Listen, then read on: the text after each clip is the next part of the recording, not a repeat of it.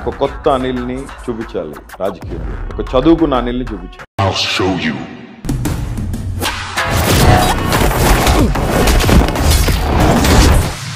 245 రోజులు జైల్లో ఉన్నారు. 22 కేసులు అయినాయి మీ మీద. ఆస్తులు పోయినాయి, అంతస్తులు పోయినాయి, కార్లు పోయినాయి, బంగ్లాలు పోయినాయి, బిల్డింగ్లు పోయినాయి. ఒక రకంగా చెప్పాలంటే బోరగడ్డ అనిల్ అనేటటువంటి వ్యక్తి అలా రోడ్డున పడుతుంది. అది ఇబ్బందులు పడుతున్న మాట వాస్తవం. నా ప్రాపర్టీస్ ఫ్రీజ్ చేసిన, 2 కంపెనీస్ అకౌంట్స్ ఫ్రీజ్ చేశారు. ఆఖరికి మా దగ్గర నాకు 3rd డిగ్రీ ఇచ్చినారు. 3rd డిగ్రీ అంటే అసలు ఏం చేసారు? ఒక దిమ్మకి ఆని చేసి కింద కూర్చోబెట్టి 2 కాళ్ళు చీల్చేసారు, చేతులు 2 పైకి లాగేసి. వాళ్ళంటే ఇట్లా మొత్తం స్టేషన్ అంతా బయటకు వెళ్ళిపోతారు. స్పెషల్ టీం ఒక టీం వస్తుంది, వాళ్ళ ఇష్టానికి వాళ్ళు కొట్టి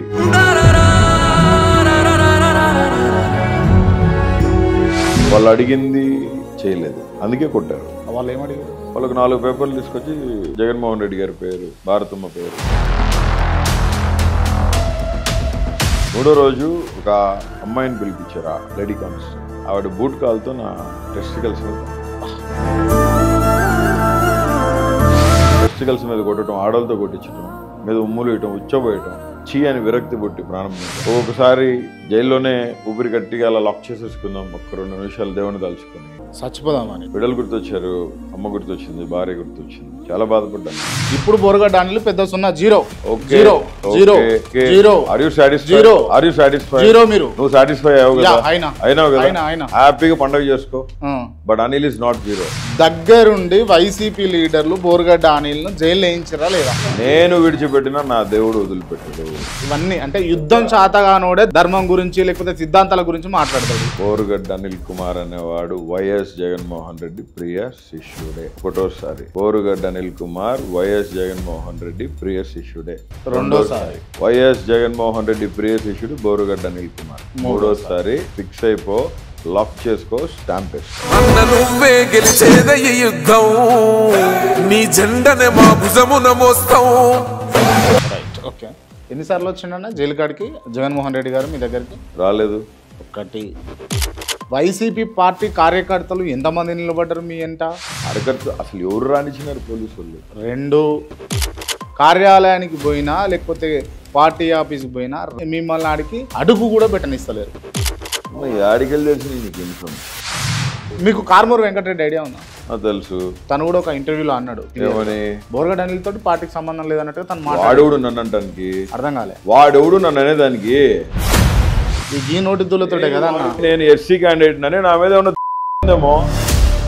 ఇప్పుడు ఇంటర్వ్యూలో ఇలా మాట్లాడాలా, ఈ పొద్దు ఇట్లా మాట్లాడుతున్నావు అంటే నీకు ఎంత సులకన అయితే నువ్వు ఇట్లా మాట్లాడుతున్నావు. చులకన ఎందుకు అయ్యారన్నా చెప్పు. చాలా మంది మాట్లాడుతున్నారు, చాలా మంది అన్నా అని పిలిచిన వాళ్ళు కూడా మాట్లాడుకొని బాగున్నప్పుడు విలువలు మాట్లాడి బాగాలేనప్పుడు లెక్కలు మాట్లాడే మంచి కదా. ఎవరు? నేనా? మీ వెనకాల పార్టీ నిలబడపాయా, మీ వెనకాల మీ జగన్ అన్న నిలబడకపోయి ఏం లాభం? ఇంకా ఎందుకు ఖాళీ చేస్తా ఉన్నారు? బోరగడ్డ అనిల్ కుమార్ పడి లేచిన కెరటం గుర్తుపెట్టుకో చెప్తున్నా. చిమ్మ చీకట్లో నుంచి చీల్చుకొని ఒక వెలుగులాగా బయటకు వచ్చినాడు బోరగడ్డ.